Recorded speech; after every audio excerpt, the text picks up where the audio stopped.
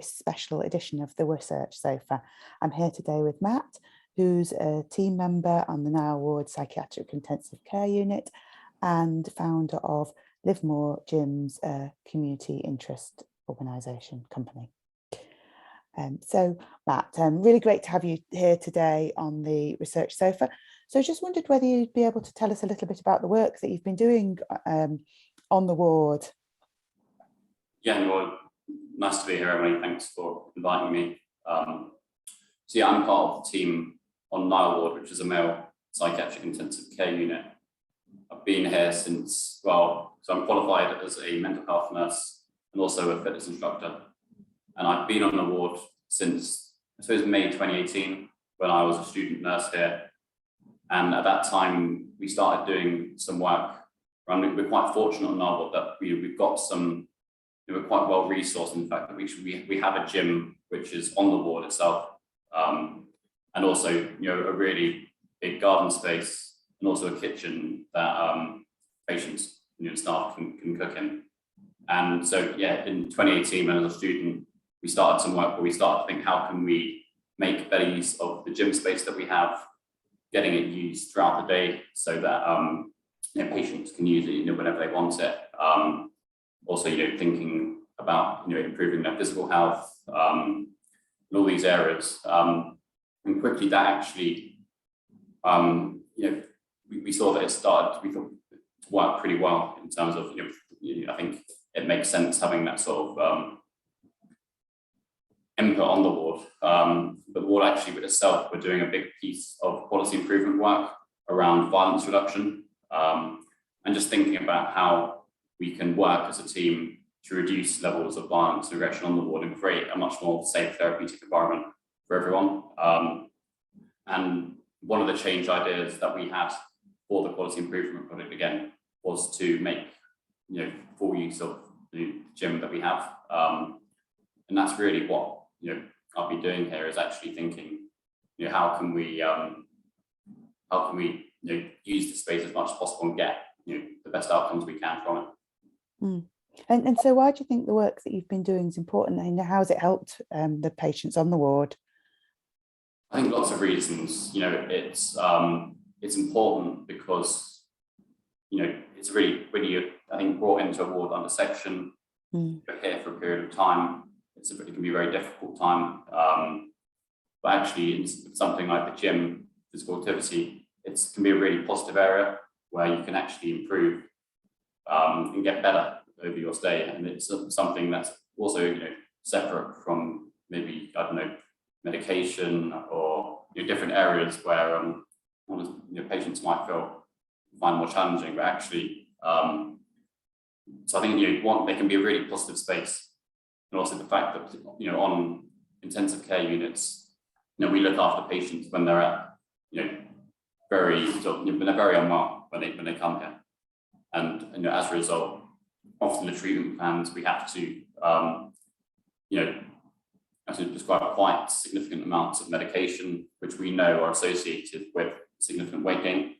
So we know that there is an issue there. So it's sort of our responsibility to mitigate against that by encouraging patients to be active when they're on the ward.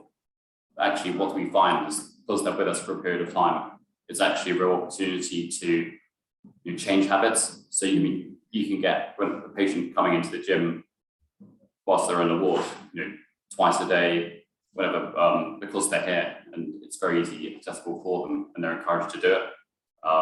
Whereas it might be quite difficult to get that patient to go to the gym every day in the community. Actually, whilst they're here on the ward, and you can work together and, I suppose, build some really positive habits that would then reinforce how they feel about themselves, and you giving that encouragement and positive feedback.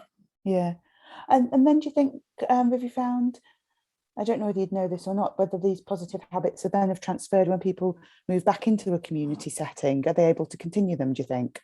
Yeah, I mean, absolutely. And there's a really good example, actually, something that we've been involved in. And so it's been a huge piece of teamwork basically the last few years on Nile Ward. And we do have a really great team with lots of really individuals who are great at their jobs. And one of them is, we've got an activities coordinator called Mohammed, who has been here for 11 years, knows the ward inside out.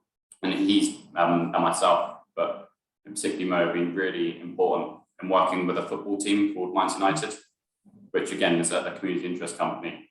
And that Minds United was actually founded by a former patient from this hospital, who then, after he left, set up a football team that has become really, over the last few years, really successful. We have lots of members they've got. There's a good example of how successful it's been is that we play in a variety of leagues, but they have a Sunday league where out in Surrey, which is probably about an hour's drive away.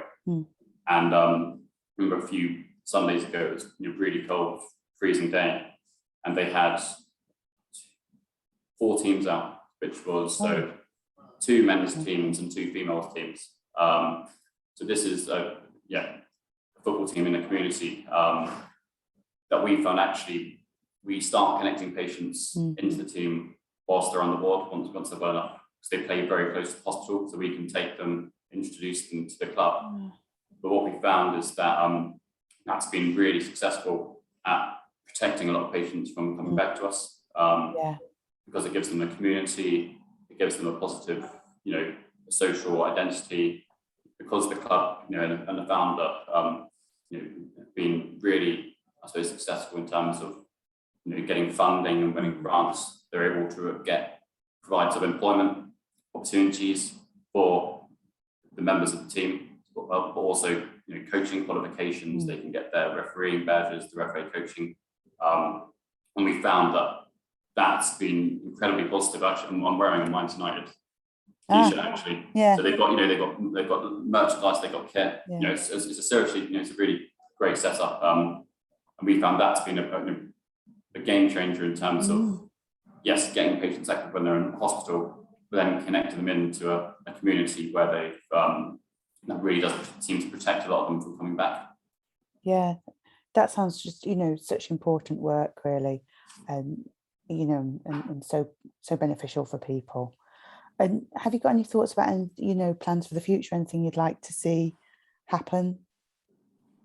Yeah, I mean, just in terms of stuff that we've been doing here on our ward, what we think is essentially in terms of outcomes that we've had already. The team, they started a quality improvement project a few years ago in 2019 about violence reduction. And I think as a result of all the positive teamwork we've done here in terms of, I know you interviewed Ruby, who does her own relax and meditation group on our ward. We've and a whole host of things. We found that over the past few years that we've managed to reduce violence by 51%. And actually, we've had that work published in the British Journal of Psychiatry, and the World Health Organization shared it last year. So that's been, I suppose, a successful piece of work that we've started, and what we've managed to show actually in the past few years is that we've been able to sustain this. So within the trust, there have been a few different safety awards that the team have won for actually sustaining that work. So one, we want to sustain the stuff that we've done, but actually build on it in a few different areas. One of which is thinking about cooking and obviously the kitchens that we've got here. One of the things that we've started is essentially we get one of the patients to cook for the ward every week. So that's often 20 people, staff and patients. Then we eat it together. Hopefully in the garden it's warm enough, if not in the kitchen. And we found that's just been such a positive thing. It's such a simple idea. Actually, we've been pleasantly surprised by how well it's worked. And we've again, the team here, we've won a Royal College grant, which is basically going to give us enough funding to continue that work for the next year. So we want to keep doing that.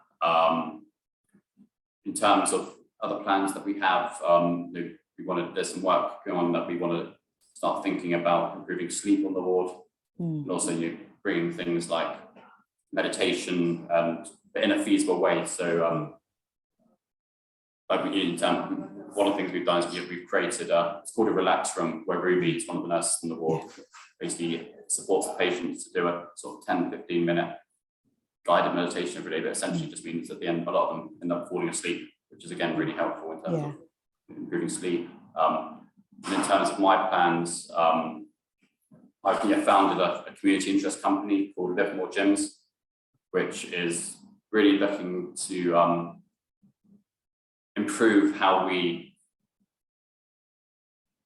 use gyms in hospital settings.